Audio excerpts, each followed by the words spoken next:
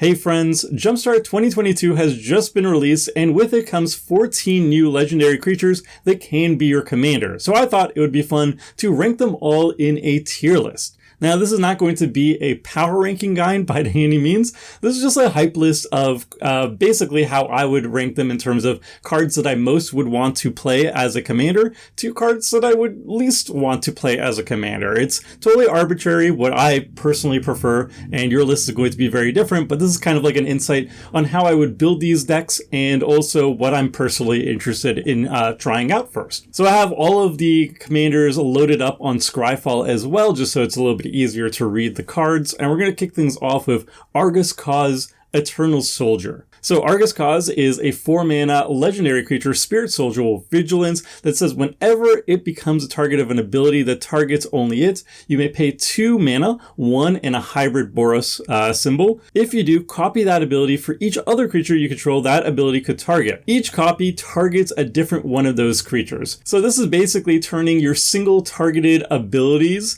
that can target Argus and multiplying it for every other creature you have on the battlefield. Well, so it's kind of like a Zada. Instead of instants and sorceries, it's going to be a Zada for your targeted abilities instead, not spells. So this is very unique. We've never seen this type of ability ever, I don't think, on a Magic card, let alone a card that can be your commander. And also the hybrid symbol does mean that Argus Cause can be a Boros commander. Because of the hybrid symbol being red or white, you can put it in a deck that runs red and white. So this ability is very explosive and really fun. Some things you can do with this ability is you can make a token copy of all your creatures with Jaxus the Troublemaker. They have haste and you draw a card when they die. You can make a whole bunch of copies of your creatures attacking with Delina Wild Mage, and you can also give all your creatures Myriad and Haste with Duke Older of Ravengard. And that's the tip of the iceberg, but these are stuff that are going to win you the game very quickly, so it's really exciting to me, and I think it's well worth the cost. Argus is 4 mana, which is reasonable, and it costs 2 mana to use its ability, which is on the high side. It's not free, but I think it's well worth it because the stuff you can enable with this is going to be so powerful and so game-winning that I think it's well worth the cost. It's on the expensive side, but it's well worth the cost. So with all that in mind, we're going to put Argus in the S rank. I think this card is really cool for a couple different reasons. First, it's incredibly unique. We've never seen a commander do this ability of copying all of your targeted abilities that target Argus Cause onto all your creatures. It enables a lot of really cool new strategies. And so the cards that do work with it are going to be really, really powerful and exciting. And I think it's also well costed. It's 4 mana to cast Argus, and then it's an additional 2 mana to use as copy ability. I think that's very fair. Alright, next up we have Elandra Skydreamer. This is a 4-mana blue legendary creature Merfolk Wizard that says, whenever you draw your second card each turn, create a 2/2 blue Drake creature token with flying, and whenever you draw your fifth card each turn, Elandra and Drakes you control each get +X until end of turn, where X is the number of cards in your hand. So this is basically card draw.deck, and you're going to be focusing on ways to draw at least 2 cards every single turn, including your opponent's turn. Because if you could draw 2 turns on your turn and each opponent's turn, assuming a 4-player game with 3 opponents, then you're making 4 Drakes per turn cycle, which is quite solid. And she has a built-in finisher ability. Drawing 5 cards each turn sounds like a very high cost, but realistically, on your turn, you cast an X spell like Blue Sun Zenith for X equals 5, and you can easily draw those 5 cards when you've amassed enough Drakes, and then you have a lethal board state. Now, how we're going to trigger her ability every single turn efficiently is going to be the hard part, that's for sure. There's a couple cards that can do it all by themselves, like Frantic Search, for example, is draw 2, discard 2, and you get to untap your mana. Or Brainstorm, draw 3, put 2 back from your hand on top of your library. That will also do the trick for 1 mana. But for the most part, you're not going to have an easy time of putting a Drake onto the battlefield for each opponent's turn as well as your own. I think the best way to consistently activate her ability on each opponent's turn as well is probably jamming Teferi's Ageless Insight, which says if you would draw a card except for the first one you draw on each of your draw steps, draw 2 cards instead. That means all your cantrips like Opt or Consider, for example, are all going to let you draw 2 cards for 1 mana, and that's going to make it much easier for you to make a Drake on each opponent's turn by just spending 1 mana to draw 2 cards each on each opponent's turn. I think Elandra is also going to be really good with Talrand Sky Summoner in the 99, because a lot of the ways you're going to be drawing cards on your opponent's turns are with instant spells, and Talrand is going to make additional Drakes with that as well. And since those are Drake tokens that Talrand's making, you're doubling up on the Drakes you're making with Elandra as well, and that means Coat of Arms effects like her own ability or own overrun ability are that much more lethal to set up. Now, while I do think this card is pretty cool and budget-friendly, it is also kind of clunky to basically go off with it, and I also don't think it's that interesting. It's just card draw.deck. You're drawing cards on each of your opponent's turns, and we've seen a million different ways of card draw.deck to happen, and I think more interesting ways of doing it as well. So as much as I love card draw, I don't think it's a particularly exciting or interesting commander, nor is it too strong either. It is going to be a little bit clunky to use its full potential. So with that all said, I won't put it as an A. I'm going to put it as a B for budget friendly. Next we have Ardaz, Cobbler of War. This is a 2-mana red legendary creature, Goblin Shaman, with haste, and says whenever Ardaz or another creature enters the battlefield under your control, that creature gets +2/+0 until end of turn, and you can spend 4 mana, 3 in a red, to create a 1/1 red goblin creature token with haste, activate only as a sorcery. So basically this is like a go wide token anthem effect. You want hasty creatures entering the battlefield, that's for sure, or else she really doesn't do much for you. But if you have a way of giving all your creatures haste, like Fervor Effect or Anger, basically 101 different ways of doing so in a red deck, then this is a really mana efficient anthem. +2/+0 is no joke on a 2-drop. And since she is a goblin, and since goblins are the primary creature tribe in red, it's going to be really easy to put this in a home for a goblin deck that focuses on creature tokens. Like the 2 Krenkos, for example, are going to be fantastic inclusions with Ardaz, though I would say the Krenkos are probably much better off as your commander, and Ardaz is much better off as the part of the 99. Because as part of the commander, I feel like you'd much rather have the creature token generator as your commander, and then the anthem effects in part of the 99, as opposed to the other way around. So I'm going to put Ardaz at B. I don't think she's a very good commander. I think she's fine as a commander, but you really want to just jam her in the 99 of a goblin deck, and most goblin decks are going to be focusing on going wide with goblin tokens, and she's going to be fantastic there. You just need to make sure that you have haste enablers, otherwise her ability is very lackluster. Next up we have Ashcoat of the Shadowswarm. This is a 4-mana black legendary creature, Rat Warlock, that says whenever it attacks or blocks other rats you control, get +X/+X until end of turn, where X is the number of rats you control, and at the beginning of your end step you may mill 4 cards. If you do, return up to 2 rat creature cards from your graveyard to your hand. So this card is really strong, possibly the strongest commander in the entire set. 4 mana for a massive coat of arms effect for your rat tribal deck is great, and the fact that every single end step you're going to be generating card advantage if there's stuff that you can return from the graveyard is just really, really good. So you can build a generic rat tribal deck, or utilizing all sorts of different rats, or the more common way of building a rat deck is going like the Relentless Rats route, where you can jam any number of copies of that card into your deck, and then you run cards like Thrumming Stone to just, take your entire deck and just slam it onto the table. And if you have any way of winning the game off that, which there are 101 ways of winning the game once you have a billion rats on the battlefield, then yeah, it's pretty easy to win the game off that. So I assume Ashcoat's going to be mostly a Relentless Rat style deck. maybe a more variety style rat tribal deck as well. Either way, Ashcoat is going to be devastating. I think this is going to easily win a lot of games. You don't have to have good rats on the battlefield. If all of them get +X+X, which is like +5/+5 until end of turn, each time it's attacking or blocking, and the fact that, you know, if you get board wiped a couple times, you just recast Ashcoat and boom, you have 2 more rats back into your hands to refill and keep going. This card is going to be absolute gas and is going to be definitely kill on sight. I'm personally going to give Ashcoat an A. I think it's a really cool commander. It's a very powerful commander. It's kill on sight. It might be a little bit too strong for my usual playgroup audience. However, I do think it's a really cool card. I like the art a lot.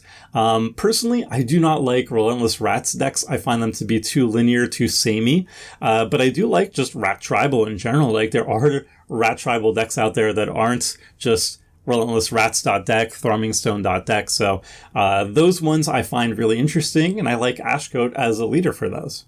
All right, next we have possibly my favorite commander out of the entire set. This is Auntie Blight, Bad Influence. This is 2 in a red for a legendary creature, Devil Advisor with flying, that says whenever a source you control deals damage to you, put that many +1/+1 counters on Auntie Blight, and you can pay 2 and tap her to remove X +1/+1 counters from Auntie Blight to deal X damage to any target. So this is like mono red group burn effects or self-burn effects to deal massive damage with Auntie Blight. Cards like Mana Barbs or Pyrohemia are going to do serious work dealing damage to everybody at the table while also growing Auntie Blight at the same time. But you can also just one-shot your opponents. If you have, like, for example, Volcano Hellion, you can choose to deal 19 damage to yourself when the Hellion enters the battlefield, and that will grow Auntie Blight into a 21/21 flyer.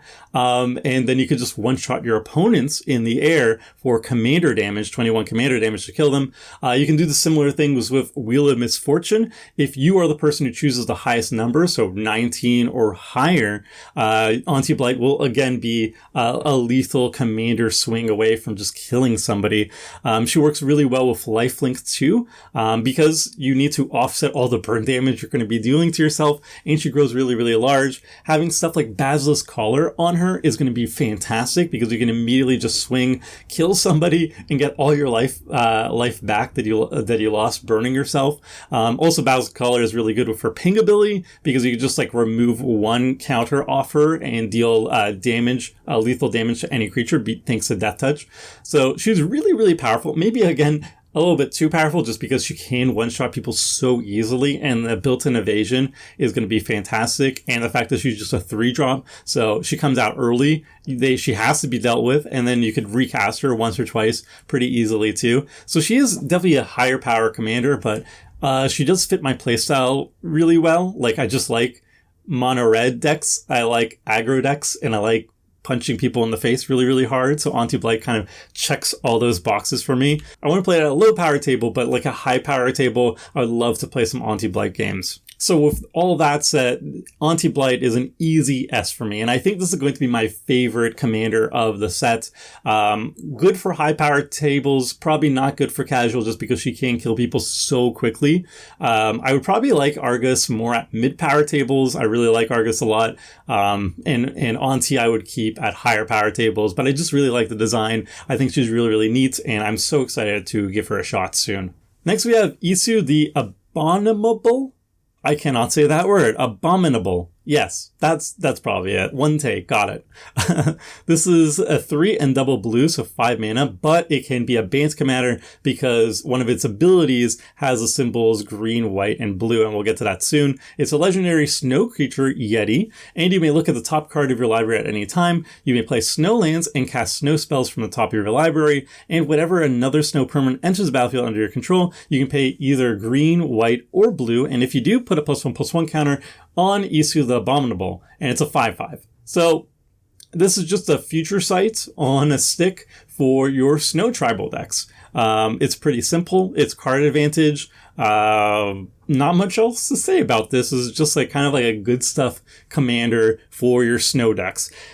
I'm not highly opposed to this. I know I spoke to Krim about this, and he doesn't like these designs because they're kind of like generic card advantage engines without too much interesting stuff happening on the card itself. I disagree. I think Snow Tribal itself is kind of unique and interesting. So the archetype is kind of underrepresented, and I'm thankful about that because I think Snow Basics are one of the worst designs in all of Magic's history. So I'm glad that it's kind of a niche archetype and stays that way. But I feel like there's interesting stuff in Snow Tribal that you don't see in other decks, which is what makes the archetype interesting. And Isu's kind of just there to provide generic card advantage. Would it be more interesting if Isu had a secret twist to it? Yes, but I feel like that's kind of okay that it doesn't, because the archetype itself that it's propping up, Snow Tribal, is unique enough that you don't really need a unique commander as well, if that makes sense. So it's just a future sight on a stick. We've had another commander, a 3-color commander for Snow Tribal. It's Sultai colors, and this one allows you to play Bant instead. I think the Sultai one is a little bit more interesting and dealing with untapping and stuff like that. Whereas this one is just, it's a future sight on a stick, so it's fine. It's card advantage. It could grow. You can add like +1/+1 counter synergies to the Yeti. I like Yetis. Those are cool. So I don't know. I think this card is pretty sweet.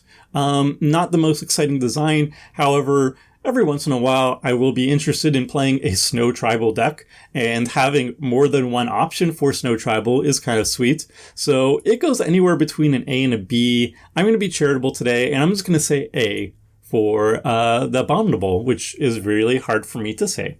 Moving on, we have Kinesos, Priest of Thassa. This is a 2-mana Simic commander, legendary creature, and Merfolk cleric, that says if you would scry a number of cards, scry that many cards +1 instead. And you can pay 4 mana, 3 in hybrid Simic, to look at the top card of your library. If it's a Kraken, Leviathan, Octopus, or Serpent creature card, you may put it onto the battlefield. If you don't put the card onto the battlefield, you may put it on the bottom of your library. So this is basically somebody really likes Quest for Ula's Temple, and wanted to build a commander specifically for that enchantment. That's my headcanon, and honestly, Quest for Ula's Temple is one of my favorite cards in Magic, so props to whoever made this. So this is basically just a Sea Monster Tribal commander, a 2-mana version. We've had other Sea Monster commanders before, kind of. They don't reference them directly, I don't think. Maybe there's one that references them directly, but this one is Simic and references it directly, and throws in some Scry Matters potential stuff as well, which I really like.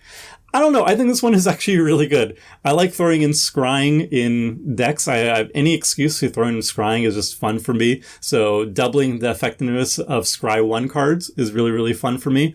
And being able to cheat into play big sea monsters is kind of important for Sea Monster Tribal, because I think their average mana value is like 6 or higher. So being able to spend 4 mana, which is a mana discount if you're getting a 6-drop onto the battlefield, is really good. You could do it at instant speed. I like this a lot. I think this would be my go-to Sea Monster commander, and I really like Sea Monsters, so I might actually replace Erixmithes with Kinesos. It's a little bit cheaper. It's a little bit more interesting to me in a way. I mean, Erixmithes is a land, so that's actually very cool. But I don't know. This one's really cool too. So it's actually an interesting decision whether or not I would run Kinesos or Erixmithes as my commander. Definitely not AC though. Don't run AC. This is too boring. Or personally, I think it's boring. You could run whatever you want, but I don't know. That's like a generic landfall thingy that I don't really like. So for my rating, I'm putting Kinesos into the S rank. Sea Monster Tribal is one of my favorite tribes. I think I really like throwing in scrying in any decks that basically I can. So scrying matters is really cool to me. Being able to cheat into play Sea Monsters at instant speed is really cool to me. Yeah, I just like it. It's not like super strong or anything, and it's probably not even the best Sea Monster Tribal, honestly. Like, AC is the strongest if you're like, oh, well, at least it's a sea monster itself, but boring. But I really like Erixmithes. I really like Kinesos. I like the fact that, you know, you have some options now for Sea Monster Tribal, aka one of the best tribes in Magic. Hooray. Next up, we have Kaibo Uktabi Prince. This is a 3-mana Gruul commander, legendary creature, Monkey Noble, that has 3 abilities. First, you can tap it, and each player creates a colorless artifact token named Banana. With tap this, sacrifice this artifact, add green or red, and you gain 2 life. And whenever an artifact an opponent controls is put into the graveyard from the battlefield, put a +1/+1 counter on each creature you control that's an ape or a monkey. And when Kaibo attacks, defending player sacrifices an artifact, and it's just a 2/2 at the beginning. So this card's just really, really cool. It makes banana tokens, and who doesn't like bananas? When you tap it, it generates mana for you, it gains you life. And it grows your table really large, really, really quickly if you have a lot of apes or monkeys on the battlefield. So if you're ape or monkey tribal, this is going to be your commander, absolutely. Whenever your opponents are sacrificing artifacts, be it the banana that you give them, or, like if you're in a treasure heavy meta, you're up against Prosper or whatever, them sacrificing all these treasures are going to grow your apes and monkeys into lethal threats, no matter how small they start off with. And also whenever Kaibo attacks, defending player sacrifices an artifact. It would have been cooler if it was a non-token artifact, because then if you're just like eating up clues or treasures or bananas, it's not that interesting. And it's just a 2/2 at the beginning, so you have to kind of wait a bit before you can start attacking with Kaibo. But I know, I like the fact that it does have an attack trigger, and you can punish people who don't have a lot of artifacts on the battlefield or artifact tokens on the battlefield. Yeah, this card is sweet. I don't think we've had an ape or monkey tribal leader before, and this one is a very interesting one. It makes bananas.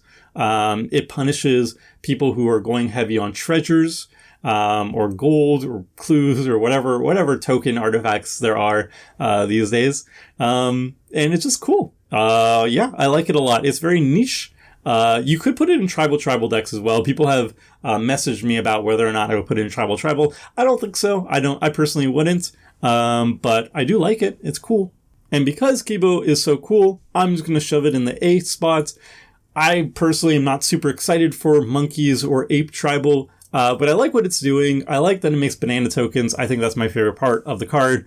I wouldn't mind playing ape or monkey tribal at some point, but I'm not going to go out of my way to build a deck for that. Yeah, it's cool. I like it. All right, next up we have a mono white commander. This is Lita, Mechanical Engineer. It's 2 and a white, so a 3-drop. Legendary artifact creature Artificer. At the beginning of your end step, untap each other artifact creature you control, and you can spend 4 mana, 3 and a white, and tap it. Create a 5/5 colorless vehicle artifact token named Zeppelin with flying and crew 3. And it's a 3/3, so it can crew the vehicle that it makes. I think this card is actually cool. It does a lot of different things and puts them together. It focuses on vehicles, it focuses on artifact creatures, and it focuses on untapping things. So if I was building this deck, I would focus on making it an artifact creature deck and having a vehicle sub-theme to it. There's a couple cards that I think are going to be super important in the deck. First and foremost, I think artifact creatures that are mana dorks are going to be really, really good, so you can take full advantage of the fact that you're untapping all your artifact creatures at your end step. So stuff like Palladium Mirror is going to be really, really good here. And then ways of casting your spells at instant speed, like Flash, like Liberator, is going to be fantastic, because that means you can cast your spells on your turn, untap your mana dorks, and then cast more spells before your next turn as well with Liberator out, like other artifacts with Liberator out. And because Lita's ability is very powerful, it's making a 5/5 vehicle each time you activate it. Ways of untapping Lita are going to be really useful as well. Like Voltaic Construct, for example, is going to be a great way to untap Lita and have multiple activations per turn cycle to make multiple vehicles per turn cycle. Now, all of this is a lot of effort, and having an all-artifact board is going to be kind of risky, considering how much artifact hate there is these days. I, for one, have been on the receiving end of a lot of artifact board wipes and a lot of artifact theft recently. So it is a little bit scary to go full artifacts with Lita, but I think it's going to be really, really fun. I think the only thing holding it back really is the fact that you're mono white. Mono white is one of the primary colors for vehicle tribal, so you have a lot of good cards there. However, I think you really, really want to have also access to blue to make this artifact creature thing a little bit more streamlined and more powerful. So I don't really like Lita as a commander per se. I think I like her a lot more in the 99 of an Azorius artifact creature focused deck, or even an Esper one like the new Urza I think is going to be fantastic with Lita. So with all that said, I think Lita is going to be a solid A. I really like the design. I think it's really cool. It's fairly unique. And it does a lot of stuff that I like doing. I like vehicle decks. I like artifact creature decks. Being able to untap everything is really neat, and making Zeppelins is really cool. But I wanted to dock her 1 point from S to A because I don't think she's particularly exciting to me as a commander. I much prefer her as part of the 99 in a deck that also has blue in it. Moving on, we have an Izzet commander. This is a Mizzix Replica Rider that costs 5 mana, 4 in a Ren. Legendary creature, Goblin Wizard, flying, and whenever you cast a spell from anywhere other than your hand, you may pay 1 and hybrid Izzet. If you do, copy that spell and you may choose new targets for the copy. If the copy is a permanent spell, it gains haste, and at the beginning of your end step, sacrifice this permanent. So as long as we're casting spells outside of our hands, we get to copy them and have a really fun time doing Izzet things, basically. So stuff like Cascade is going to be a way to trigger Mizzix.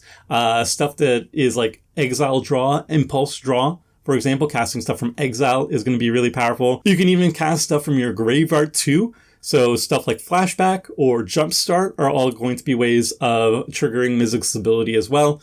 The main problem I have with Mizzix though is that she costs so much mana. She's 5 mana up front, which is a lot for a commander. She does nothing when she enters the battlefield. She has no protection from removal. Then you have to actually cast a spell, find a way to trigger her ability, cast a spell outside of your hand. Then you have to spend an additional 2 mana, and then you have to hope that like copying that spell is going to be worth all these extra hoops that you've just jumped through. And I think that's going to be the main reason why I like Mizzix a lot less than I like Agris. Where Agris, I feel like if you activate his ability one time with the right triggered ability, you're going to win the game. You know, like copying a spell or copying an ability for every single creature you have on the battlefield is fantastic and is going to end games. Whereas Mizzix copying a random spell from Exile or from the graveyard or whatever could win you the game, but I feel like most often it's not going to be worth it. You're just going to have better options for an Izzet leader than what Mizzix is doing, and it just costs so much mana. I think honestly she should have either cost a lot less mana to cast,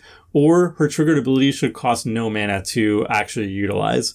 I think having it 5-drop and then spending an initial 2 mana to copy abilities is just way too much. I think she either should have been like a 2-drop with this ability, or a 5-drop and not having to spend any mana to activate it. But right now, I can't imagine her being that effective on the battlefield. She just costs too much, and I think she's going to be a little bit disappointing.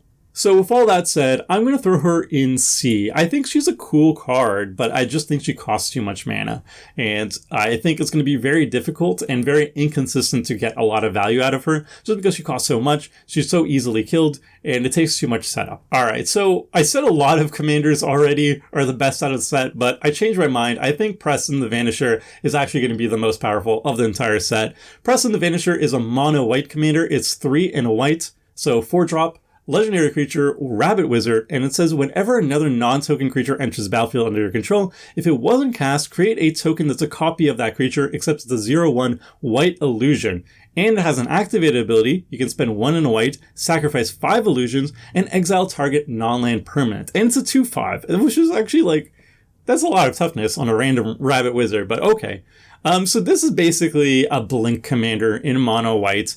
Whenever a non-token creature enters the battlefield under your control, the easiest way to do that without casting it is just blinking it. Cards like Ephemerate, Eerie Interlude, any way of just like exiling your creatures and then having them re-enter the battlefield either at your end step or the next end step or like immediately is going to be the easiest way to trigger Preston's ability and make a white illusion creature. And obviously these white illusions, they're 0/1s, so they're very small. They're not there to fight. What they're there for is to copy essentially powerful enter the battlefield triggers. So anything that has like enter the battlefield, draw a card, enter the battlefield, ramp, enter the battlefield, blow something up are going to be the best cards to pair with Preston. So you just blink them, you have them re-enter the battlefield, so you get another copy of their enter the battlefield trigger, and then you get another copy, a second copy of their Enter the Battlefield trigger when the White Illusion copy of it enters the battlefield.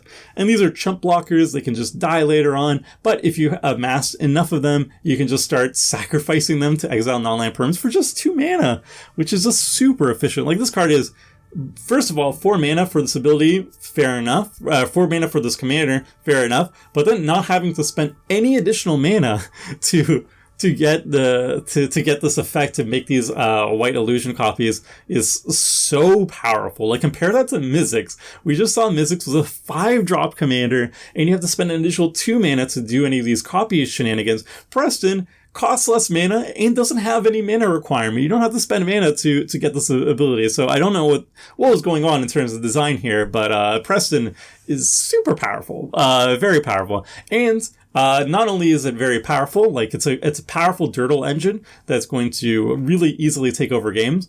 If you just want to speed up the win, you can do stuff like pair Preston with Felidar Guardian, and any way of blinking the Felidar Guardian, like Charming Prince, for example, to blink the Felidar Guardian, which will have the Felidar Guardian original enter the battlefield, and Preston will make a copy of the Felidar Guardian, illusion copy of the Felidar Guardian. You can have the illusion copy or blink the original Felidar Guardian to basically do infinite blink loop, where you're blinking the Felidar Guardian infinite times, making infinite White Illusion copies of it, and also blinking something else with the original Felidar Guardian copy. So you can either untap your lands, generate infinite mana, or blink other things on the battlefield too to win the game. You pair that with any sort of win condition, a Mass Haste Enabler, or like Altar of the Brood to mill out your opponents, and you win the game that way too. Or you just wait until you untap and kill people that way. You can also just mass, if you have infinite mana and infinite illusions, you can also just mass exile each non-land permanent all your opponents control as well. Whew.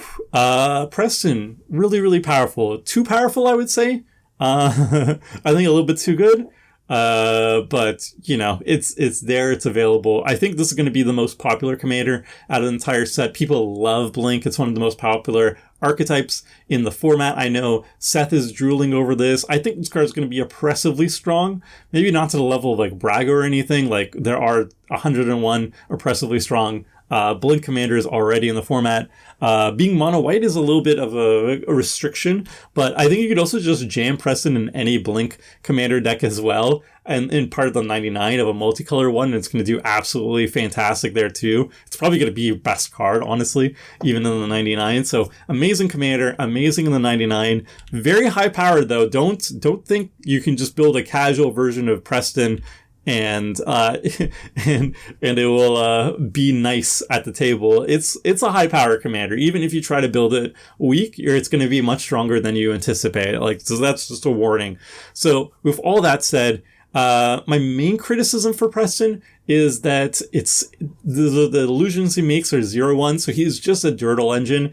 And my main problem with Blink decks are that they just are so agonizing slow. They take all the time in the world because they have 1,000,000,001 game actions. They take up all the time at the table, so everybody's just watching you play. And they take a long time to just win the game, because why win the game with win conditions when you can eventually kill them with a 2/2 flyer or whatever, so I really do not like playing against Blink decks, especially if they don't have any powerful win conditions. So as a plea to anybody who's building Preston or any Blink deck, please throw in finishers. I know they're not exciting because they don't draw you cards or whatever, but throw in the Felidar Guardian combo, throw in Coat of Arms, because they're all illusion creatures, so you can beef them up that way, or Cathar's Crusade or whatever. Throw in some win conditions. People don't want to watch you play Solitaire for 2 hours straight. Just kill us, all right? Just kill us. So, Preston, I'm going to put it as an A.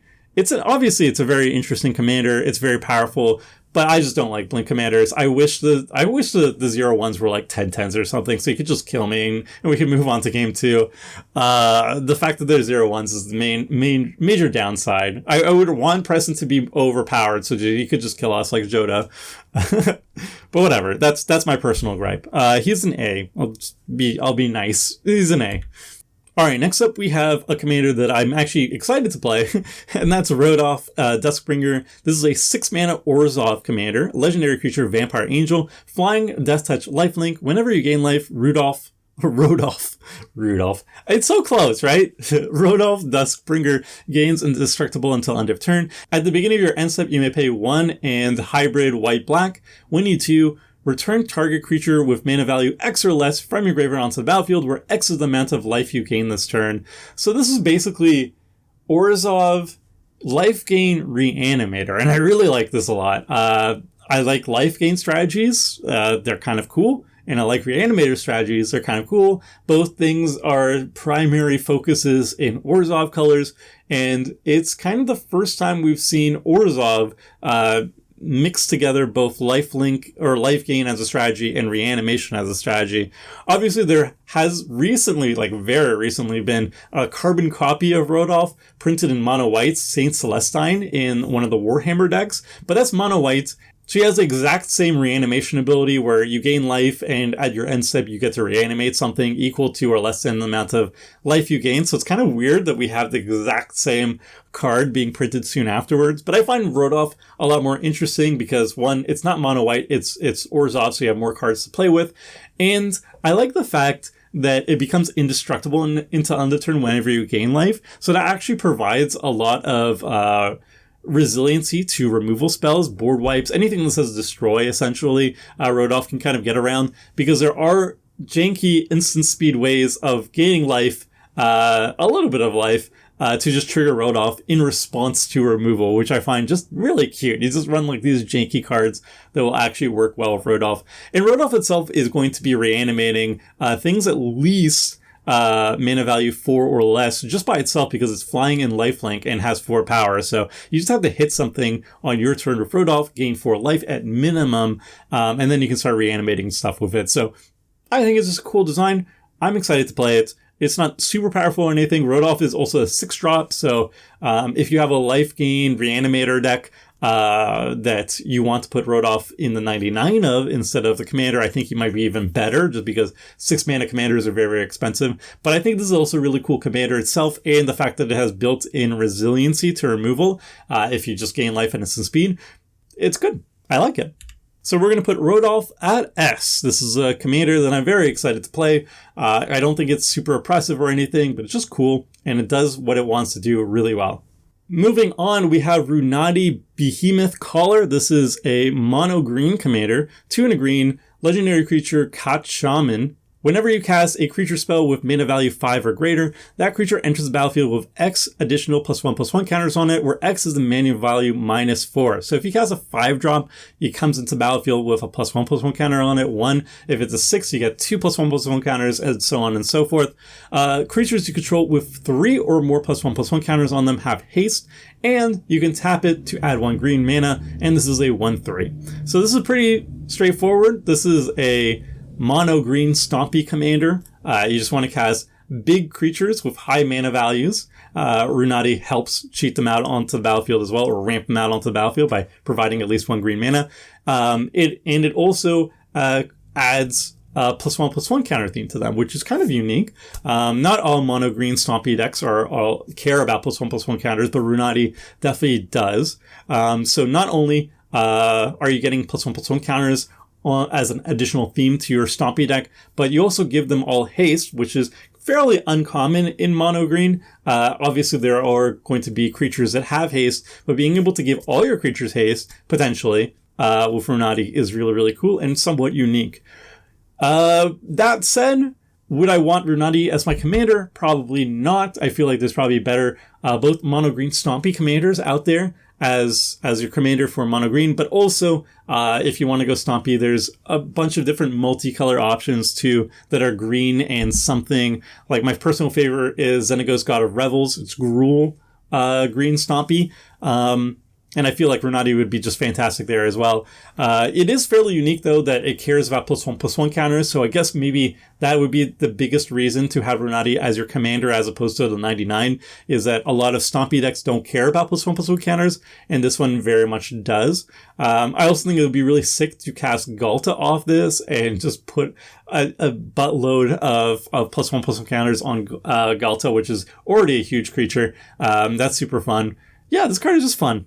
We're going to put Runati as an A. It looks like fun. It's a mono green commander, stompy, and it has a +1/+1 counter synergy to it. I think it's fantastic in the 99 of a lot of other mono green decks or even multicolored green decks as well. And it's good. I like it.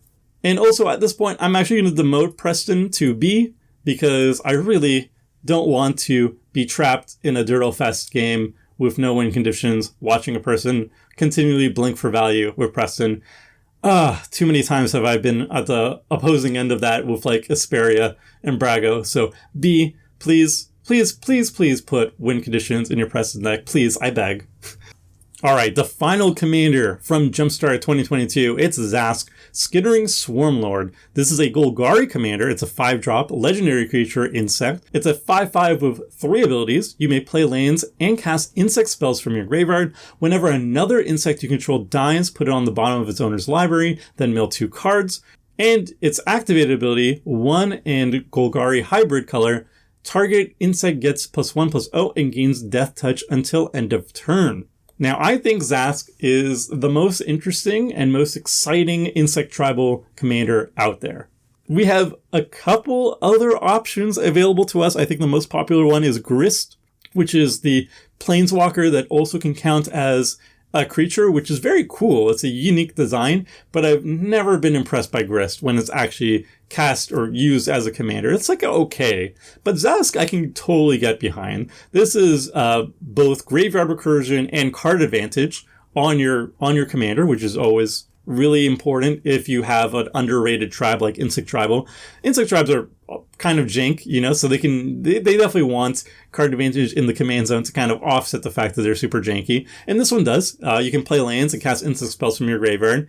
You also self-mill, and insects are a lot about self-milling and using the graveyard to your advantage. So you self-mill when insects die, and then you get to cast whatever insect spells or lanes you self-milled off that triggered ability with its first ability. And also insects are usually 1/1s and stuff, so being able to just give them Death Touch is going to make sure that opponents can't just trample over you or whatever, squish your little bug army.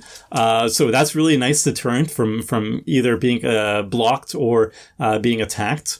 And those are all really cool things. However, I get really excited for Zask, especially because it says cast insect spells, and it's not cast insect creature spells. So there are a few cards that are going to be particularly powerful with this. The most notable one, I think, is going to be Nameless Inversion. This is a changeling tribal spell, and since it's a changeling, it counts as an insect. And Nameless Inversion says target creature gets +3/-3 until end of turn. So this is going to be a repeatable way to actually kill opposing creatures, small utility creatures, but you can just recast it as many times as you need, and you can machine gun down opposing creatures as long as you have the mana to recast it over and over again. And unlike insect creatures that die, the Nameless Inversion will just keep going back into your graveyard to recast over and over again with Zask, Skittering Swarmlord. You can also just build Zask as a brand new land deck. Like if you don't want to build Titania, or you don't want to build, I don't know, Lord Windgrace or whatever, and you want something that's a little bit nicer, then you can play Zask and you can play lands from your graveyard. So, I mean, it's a Crucible of Worlds in the command zone. That's kind of really, really good.